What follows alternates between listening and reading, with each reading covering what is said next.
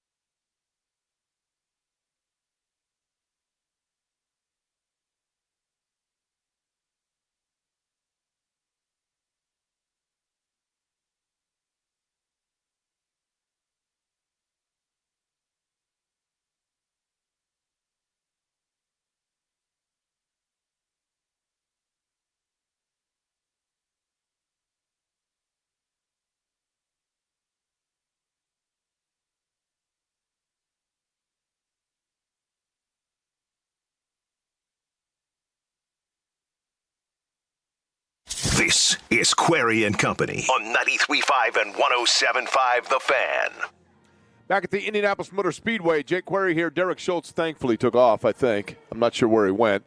But it is practice day number 1 here in anticipation of the 110th running of the Indianapolis 500. Obviously, right now, sounds like they are undergoing a track inspection. Fastest lap of the day turned in by Marcus Armstrong. Perfect weather conditions.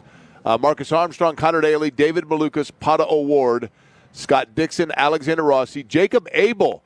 The rookie right now is the 7th fastest, followed by Takuma Sato, Elio Castroneves, and Jack Harvey. That is the top 10 right now. Joseph Newgarden comes in at 13th, the 2-time winner of this event. Alex Palou is 17th on the speed chart. He was the first one to go out today, the defending winner of the race.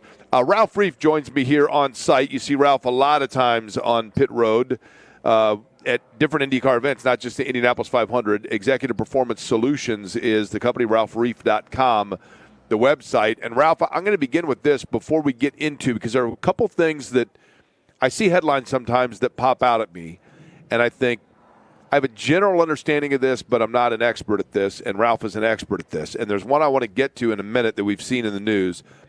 But let's begin with this for people that just when it comes to this time of year and being outside and et cetera. Now, I talked to you just before the mini marathon. You gave kind of your advice on getting prepared for that, right? Right. And the weather was absolutely, from a running standpoint, it was perfect, okay? And you and I talked about this, but I went, as I do each year, and got an inexpensive, hooded sweatshirt to wear at the beginning because it was pretty chilly in the morning, under the anticipation that once we start running, and I usually have this planned out pretty well, because right at mile 2 there's a Goodwill, a big Goodwill store. Yeah. And I thought, perfect. That's where you kind of shed your extra clothing, and then obviously you can go to the less fortunate once they get it cleaned and whatnot. I never tossed the hooded sweatshirt. I wore it the whole way because it was just chilly enough. But I noticed after the race that I was not the soreness that I anticipated. I mean, a little bit, but not, by Sunday, I was pretty much normal.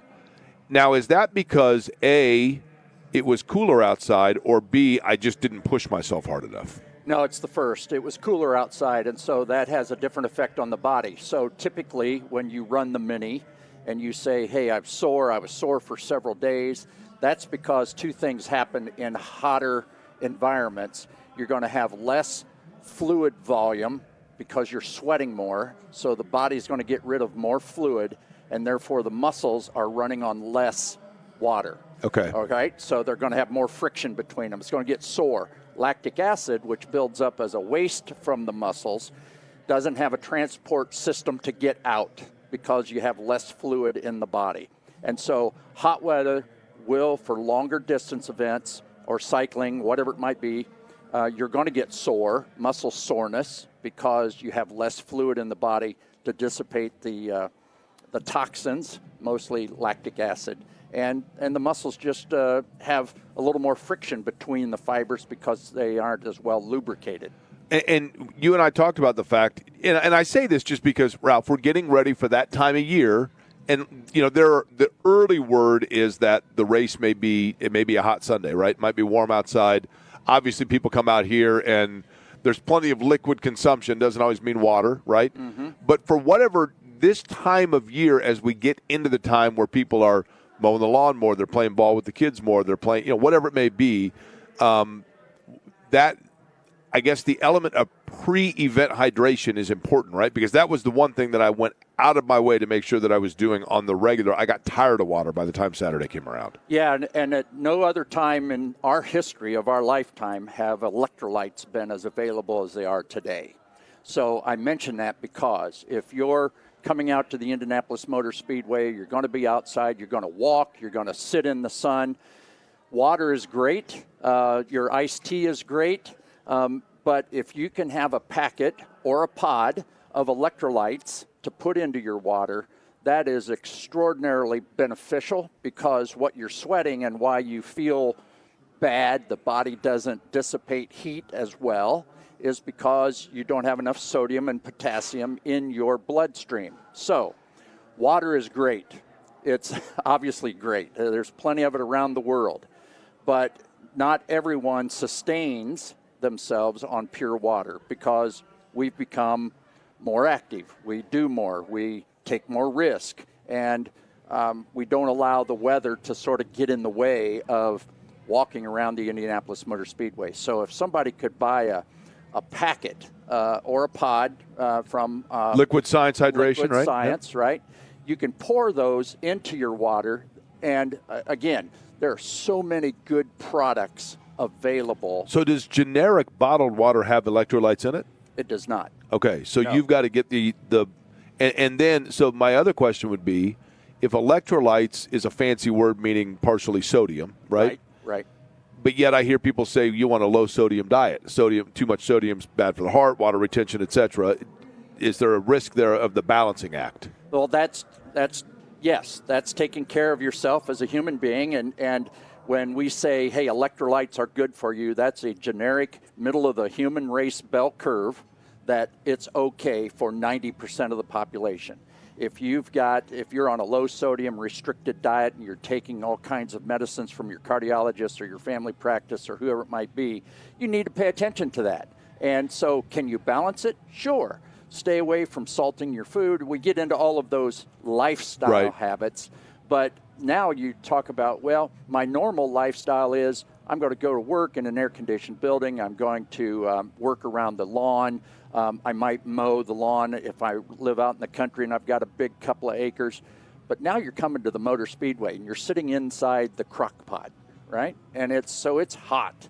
The reflection of the heat off of the aluminum bleachers, off of the pavement, just the crowd. You don't have your normal amenities that you would have around your house. And so that's an extreme environment for the general person. So you need to say, okay, I've got to prepare for this. So I'm going to be out there for qualifications on Saturday and Sunday in particular. I'm going to start hydrating Friday with some real intentionality about balancing my diet if I need to be conscious of sodium intake. And then I'm going to get the electrolytes. And my recommendation is try some first at home because some electrolytes packages, products have certain types of extra supplements in them that might give a person a headache, or you might feel some stomach indigestion. So much like we say before you get into the Mini, don't make that the first day you ever chew on a pouch of goo, right? Right. You want to practice it ahead of time. Okay, so we saw in the NBA draft, Ralph Reif is my guest. a lot of news came out, and it's irrelevant now to the Pacers because they don't have the pick. I get it. But nonetheless, the story was interesting to me. Darren Peterson, the shooting guard out of Kansas, there was a lot of discussion, a lot of scrutiny this year about the fact that he did not play in every game or he removed himself from certain games, and there was talk about cramping. Then he comes out, and whether it was an excuse, an explanation, whatever it may be, he said, well, that was the result of the fact that I was taking too much creatine, not enough water, whatever it may be. Let's begin with this. Creatine is what? Creatine is formed by the body. It's produced in every one of us. It is a part of the muscle mass, and we excrete creatine in the form of creatine. And so it is a natural part of the body. It's been the most studied element, literally, the most studied element within the body relative to exercise in the history of research. And so this report from this athlete raised a lot of ire amongst healthcare providers, strength and conditioning coaches, athletic trainers, team physicians, coaches, because of the blame in this particular episode that was put on creatine. One of the largest studies ever developed by the College Football Coaches Association, the NCAA, and the NFL was a study on football players. It lasted over 6 years, a high number of participants. And athletes who take creatine, no matter within the moderate dose, and I'll get to that in a moment, actually reduce their incidence of muscle cramping. So when creatine first came on the market, I was a young athletic trainer at Butler University, and we were scared of creatine. Athletes would have these big jugs in their lockers and start taking things, and it was like, man, creatine's going to create problems. That was a statement out of fear and ignorance. And so now we know so much more about creatine that... and I've heard creatine, so it's creatine is the correct pronunciation, right? Yeah, okay. Right. And folks who get a kidney function test, one of the first things they'll test for is creatine because it's easily excreted by the body, it's easily produced by the body, and it's produced at moderate levels. That's why people take a supplement. It's produced to do what function? To help with muscle development. Okay, and then it is excreted from the body via what form? Urine. Okay, Yeah. And so when you are taking it, you go into a store and you buy the powder or whatever it may be. That is a synthetic, or that is something that somehow has been excreted from a human body? No, it's a synthetic that's made by a number of companies. And a quick note is that if you're going to buy creatine, NSF, the initials NSF, is a certification that is the highest certification of supplements in the United States. So look for that little green circle on the container, and at least you know that it's been through some pretty stringent standards to be put on the shelf. Okay, so when an athlete says, I was cramping because of the creatine I was taking, that means that what took place, or does it mean nothing took place, the player is making an invalid excuse? Research says that it was an invalid excuse. Anecdotally, I know that, and this was part of the sort of, at the end of really good research studies, they'll also say more research needs to be on these various anecdotal elements. And one of those is that if a person takes a high level of creatine, let's say they dose more than what's recommended on the package. They take 2 tablespoons instead of 1. And they put it inside their water. And they do that a couple times a day because they make their own personal choice to do that. And then what happens is they don't follow that dose with appropriate fluids. So now you're putting a flour paste into your stomach, and you don't have enough fluid to chase it, dilute it, and get it through the body. And that in itself can lead to abdominal cramping and systemic or leg, arm cramping. So to say that athlete at Kansas was absolutely fabricating a story, no. Research would say, we're going to question that story, but could he have had elevated, at those episodes, elevated times where his creatine was high naturally, and he adds creatine in? Here's the one thing that is really bothersome in our world, collegiate athletics, is we as strength coaches, in particular, strength conditioning coaches, dietitians, and athletic trainers, we cannot recommend or hand out supplements. Can't do it. But it's not illegal. So to have a locker room full of athletes who have creatine or have it in their dorm room or wherever it might be, they're on their own to take that creatine, because we, as the educated employees responsible for their health care and their development, can't contribute to their what they ingest and what they buy and so forth. It's a tough line to But you follow. wouldn't discourage it. Wouldn't discourage it. Okay. Absolutely not. Now, let me ask you this, Ralph. Ralph Reif is my guest, Executive Performance Solutions, of course, when it comes to the best in athletic training, ralphreif.com. Ralph, so many people, and the reason I love having you on, so many people I think that are listening to the program right now have young people that are entering into travel sports, youth sports, round-the-clock sports. We've talked about all of that. When you start talking about assisting your body, when you start talking about giving your body the supplements to help either be recovery from an injury or simply developing your muscle tone and development, is there a magic age for parents to begin where you say, I would allow the body to naturally develop itself until age blank, and at that point you can then begin assisting through supplements and things that we're talking about? Yeah. Is there a line there? Oh, it's a great question. And again, I go back to what I have to go back to as an athletic trainer and somebody in this business. I have to go back to the evidence and back to the research. Creatine has been studied more than any other supplement in the world. And what all the experts say, consensus studies, et cetera, the age of 17 and above is safe to utilize creatine. Okay. Off the shelf, order it online, read the label, and go. Below 17, consult with your physician.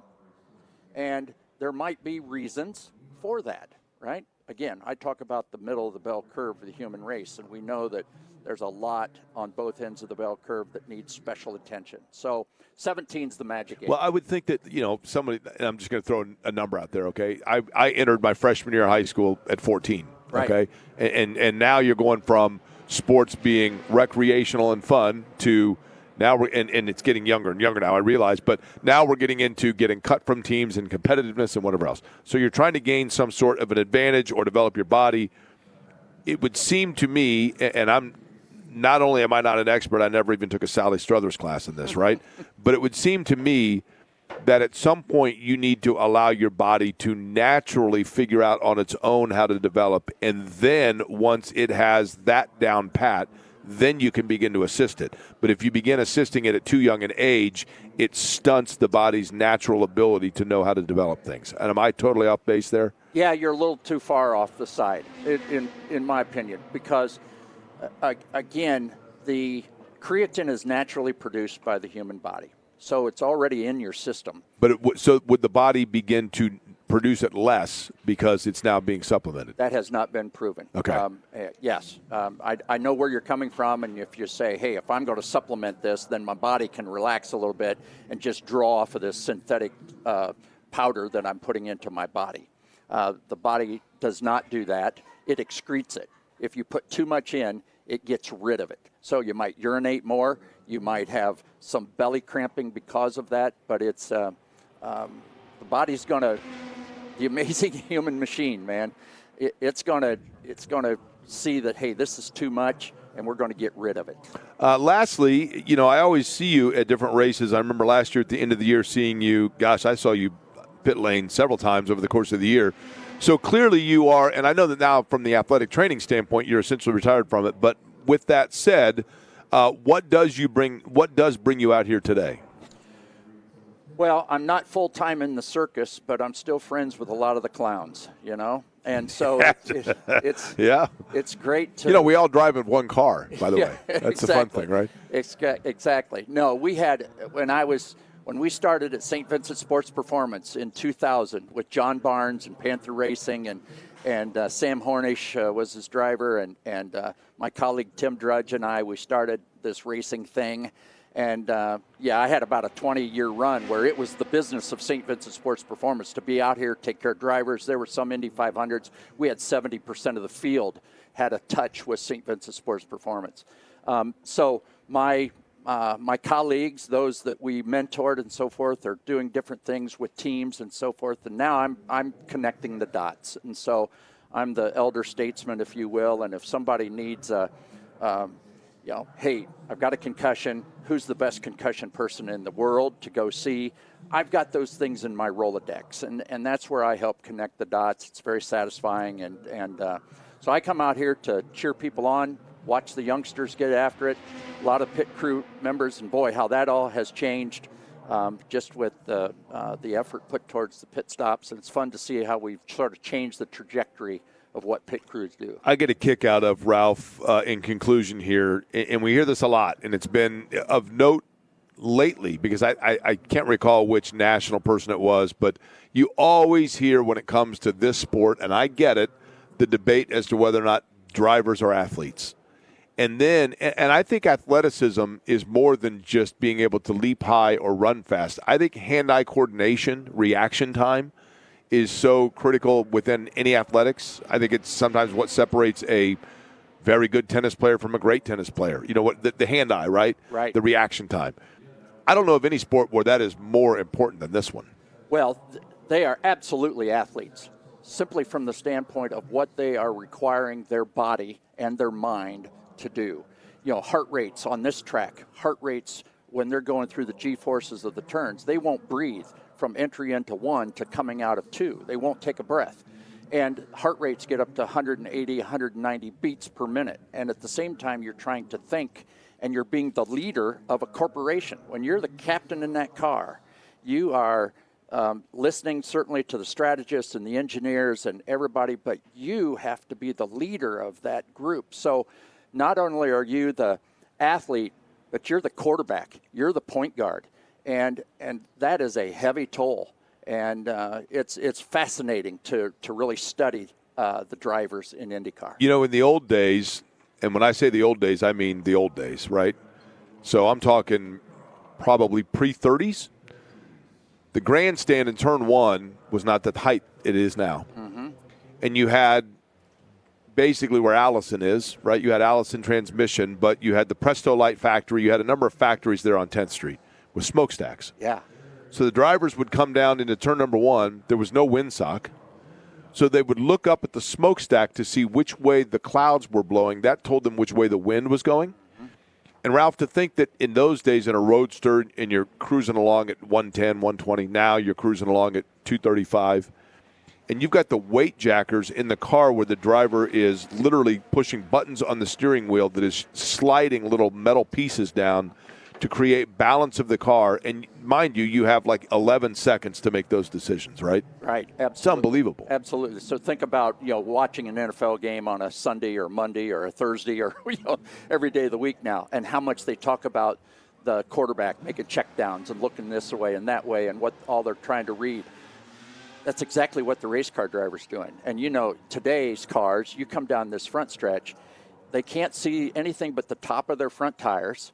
So they can't, their vision is extremely limited, and there's so much bravery involved in, do I pull on the gas, do I leave it down? I remember the great Dan Weldon used to say he would brag that his competitors would refer to him as being brave, and his ability to not let up on that pedal going into turns.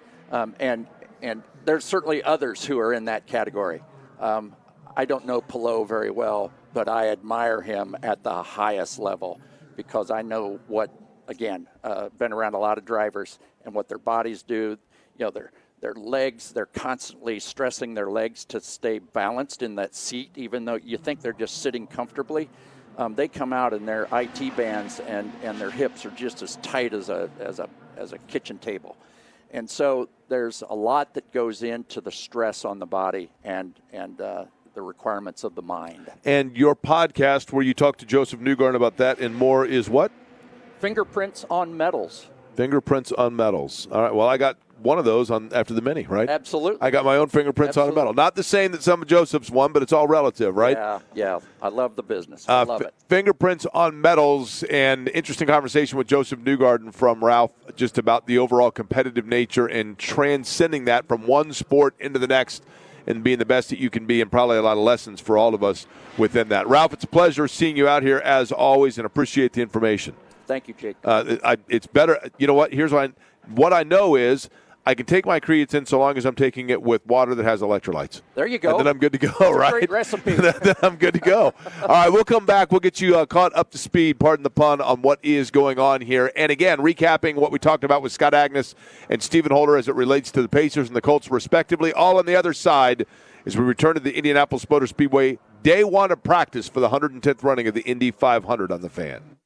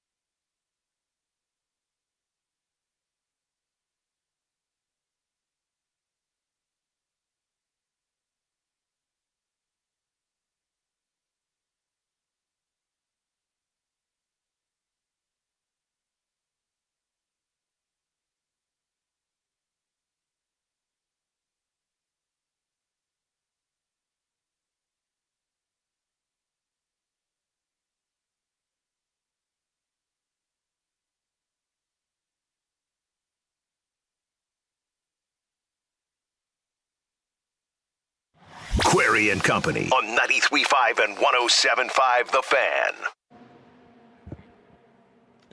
Back here at the Indianapolis Motor Speedway. I will definitely get with you on that, Ralph. Appreciate it. Ralph Reef joining us here. Back at the Indianapolis Motor Speedway.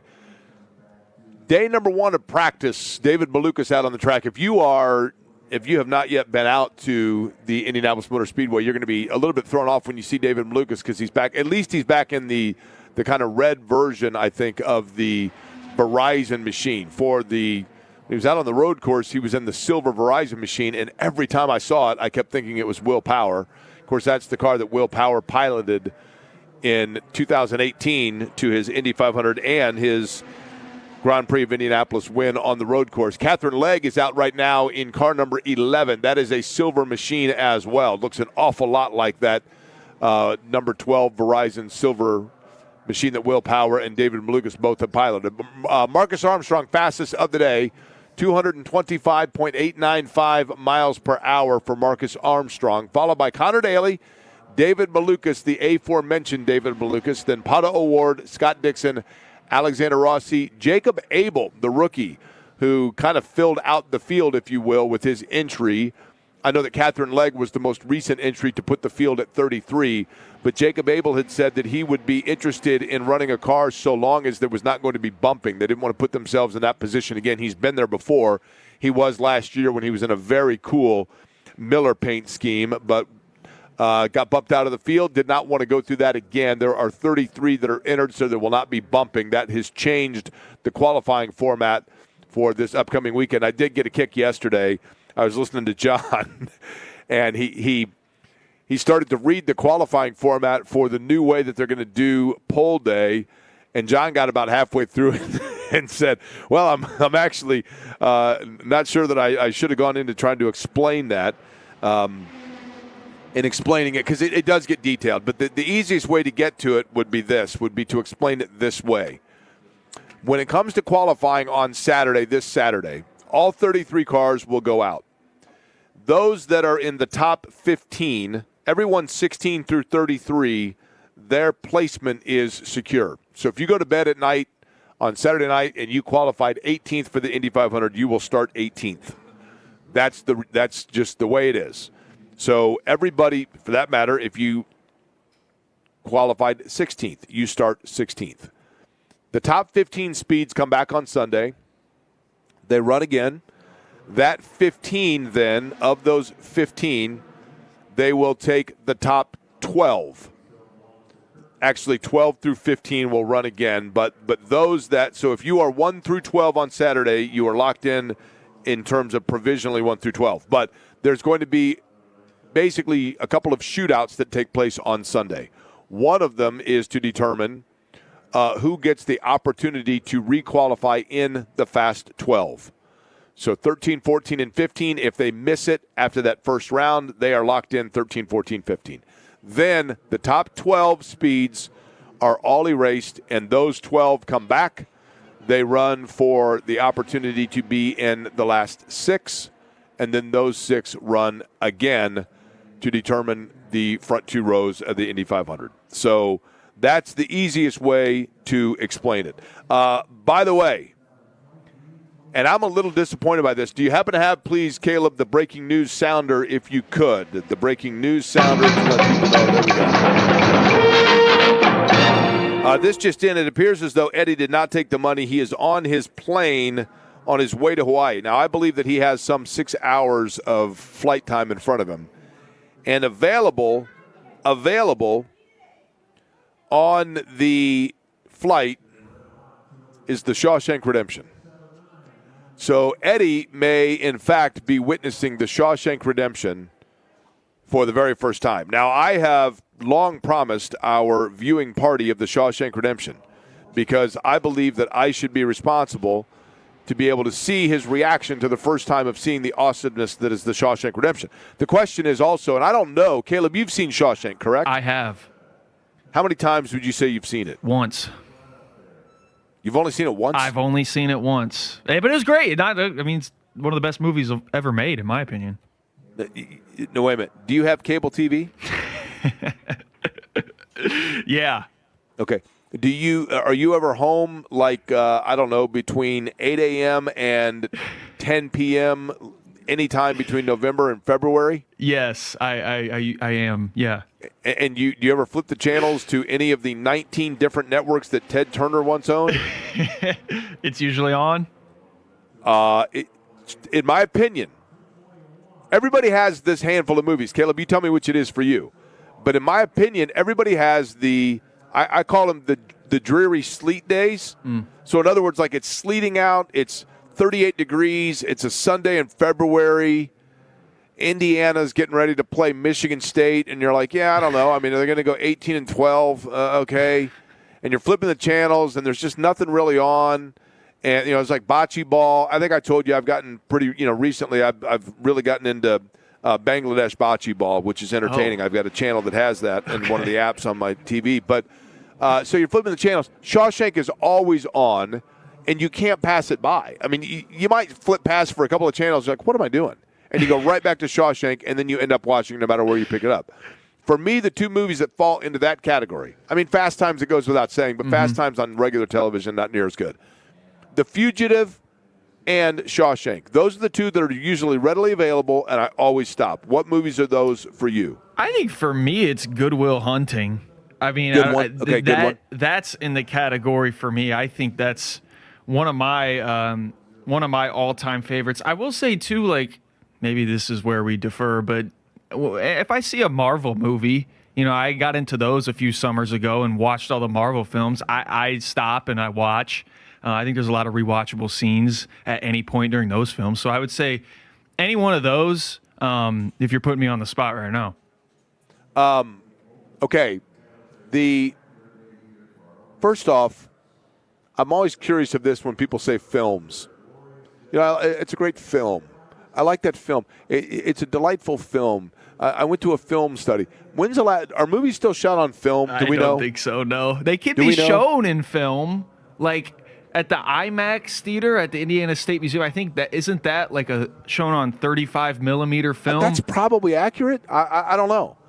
I mean, I remember when you were a kid, there was nothing better when you were a kid than when the teacher would bring in the film projector, and you're like, oh, here we go. I was still, I'm old enough to remember that, yeah. Okay, and then when they would rewind it at the end, and they rewound it, and they didn't get to it in time, and so now the end of the film tape would like flop around and smack on the projector, and so you knew that meant the movie was over and it was time to wake up. I remember that too. Those are the two things that I most remember about. But everybody says that. I think if you're a true, like if you're a foodie, right? Then you don't have a taste for something. It's your palate, right? Oh, that's the cuisine. Correct, but that appeals to my palate instead of just like I don't have a taste for it. You have to say the palate, and then you go into and you can get into. Well, I mean that's a lovely dish that goes well with this wine, and that's part of being a foodie. And I think that there's an element of that when it comes to like movie snobs. You got to say film. Well, it's a wonderful film. They come off as holier than thou about movies, right? Of course. Like, yeah. Which is how I am with Shawshank. There's a little part of me that's disappointed that Eddie may actually finally see the Shawshank Redemption. I was going to say this is like a watershed moment for this show. Like every time you're listening, like this gets brought up once a week. So I can't believe when I saw that text he sent to both of us. So here's the thing. If Eddie watches Shawshank Redemption, after the fact, now he obviously can't hear us right now because he's in the air. After the fact, he will have to say that it is a top blank movie in order for us to respect him. What's the in other words, if he tells me it's not a top 20 movie that he's seen, then he's dead to me, right? I was going to say, yeah. 10? It's got to be like top 5. He'll have to say it's top 5, right? Yeah, you said 20. I was gonna say 10. So can we meet in the middle and say if it's not in his top 15, that it's a travesty? I mean, is there anybody out now? I've said this before. I saw Shawshank Redemption in the theater, and I was literally it's like Wilt Chamberlain's 100-point game. Wilt Chamberlain, 100-point game in Hershey, Pennsylvania, and there are 150,000 people that were there for it, right? Even though it was Hershey, Pennsylvania, and there were actually like 5,000 people in attendance. Yeah. But everybody claims they were there. I had seen, there was a movie with Tim Robbins called The Hudsucker Proxy. I thought it was wonderfully entertaining. I thought it was funny. It was about a guy. It was a kind of a mock film about a guy a mock movie about a guy that invented the hula hoop. Wow. Literally, 27 people saw it. Myself and the other 26 people in the theater in New York City when I was in New York. But I liked Tim Robbins in the movie, and so as a result of that, my buddy and I were going to go to a movie, and we're like, what is this Shawshank Redemption? I don't know, but it has Tim Robbins in it. I'm like, well, I loved Tim Robbins in that Hudsucker Proxy. So we're like, let's go see it.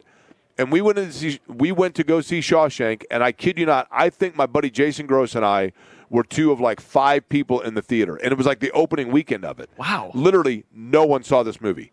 And then, that was the same summer as Forrest Gump. And that was all the rage, and everybody was excited about it. And then the other movie that was out that summer that I recall was Speed with Keanu Reeves. Now, Caleb, have you seen Speed with Keanu Reeves? I have not. Okay. So Speed with Keanu Reeves and Sandra Bullock. I was living in New York City. I was interning at MTV, and they had like everybody, all the interns at MTV, they were going to do an outing, a weekend outing down on Bleecker Street, and go see the movie Speed. I didn't know that this movie Speed had been released. All I knew was I was a little intimidated. I'm a Midwestern Indiana guy, 21 years old, living in New York City, living in Manhattan, and interning in Times Square and living right off of Greenwich Village.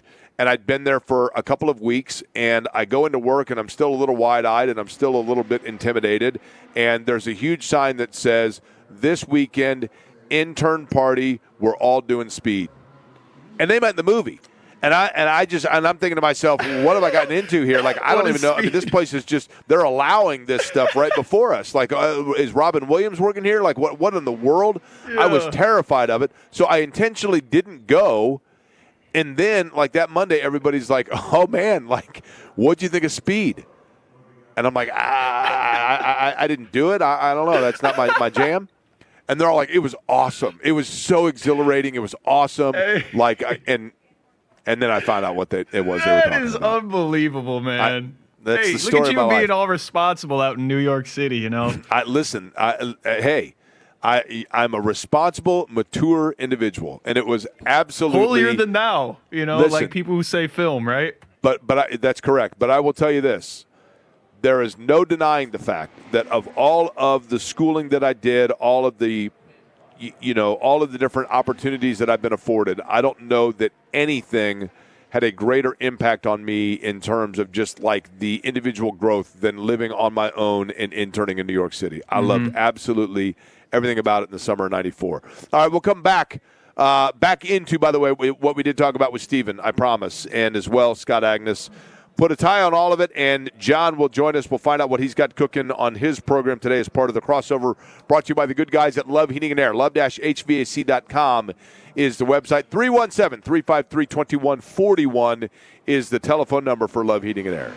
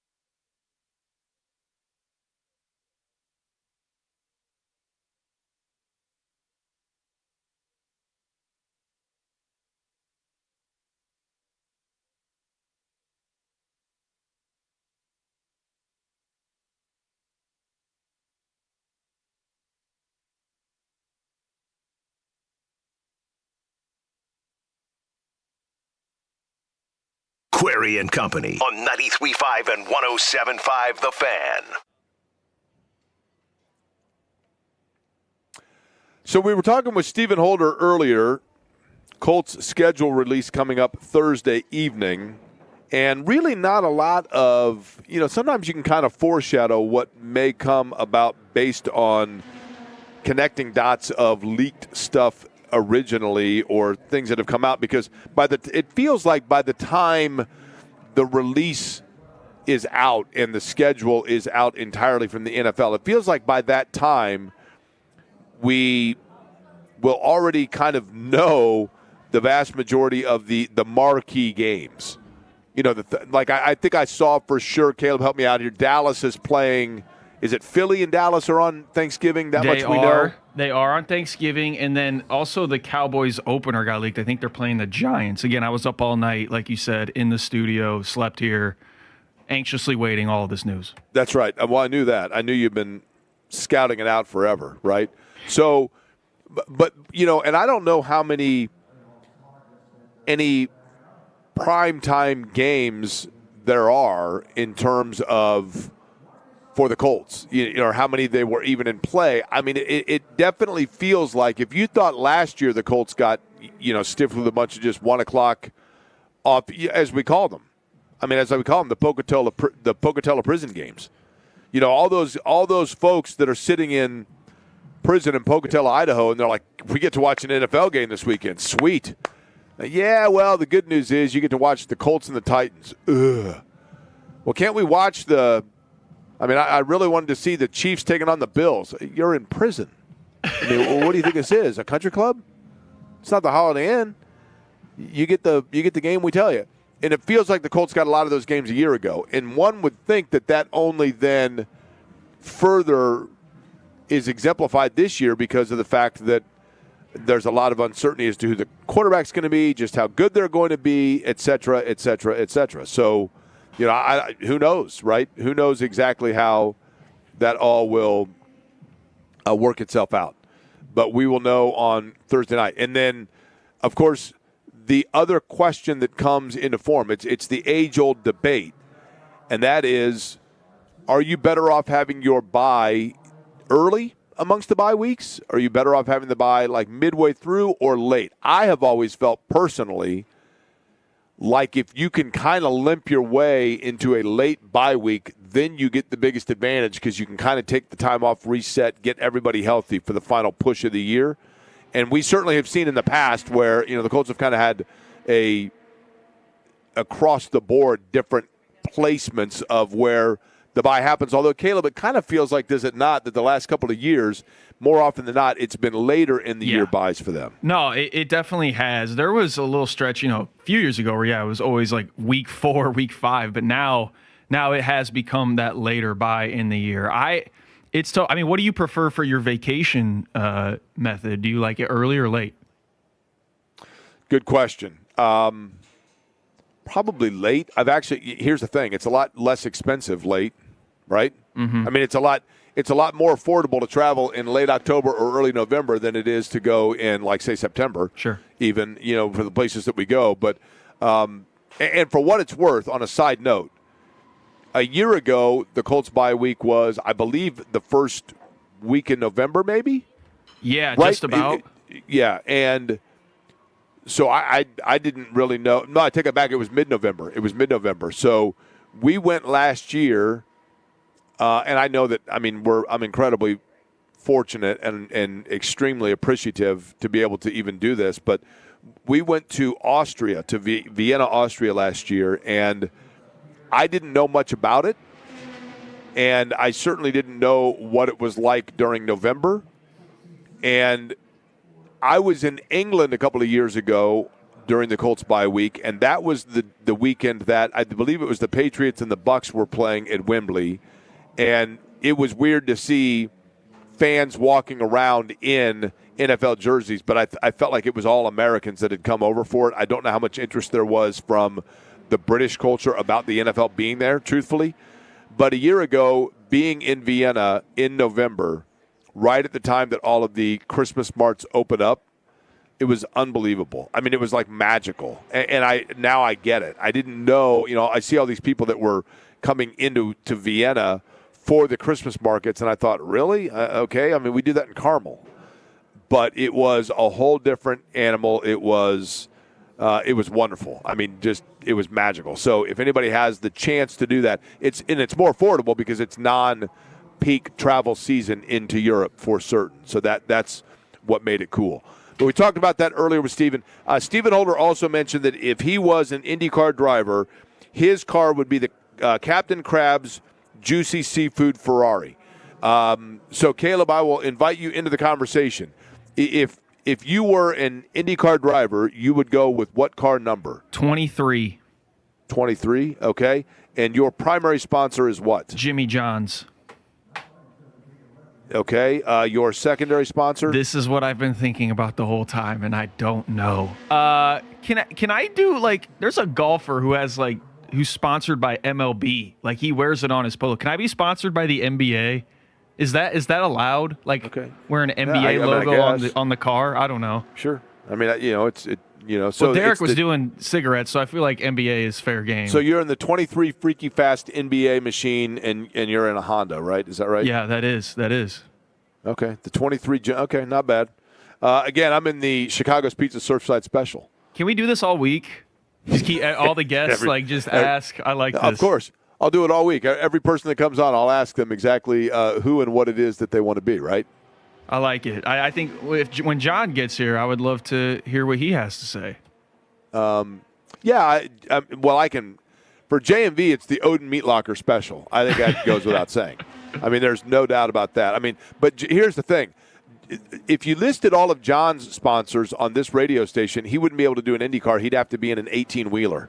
That's the thing. That's the one challenge that comes into play there. Scott Agnes joined us earlier as well, Fieldhouse Files, and we talked about just the overall Pacers draft and what it is that, with the lack of the pick, but the fever as well. Good conversation from Scott. You can take a listen to that after John's done today at 6 o'clock. I believe JMV is here as the crossover brought to you by the good guys at Love Heating and Air, love-hvac.com.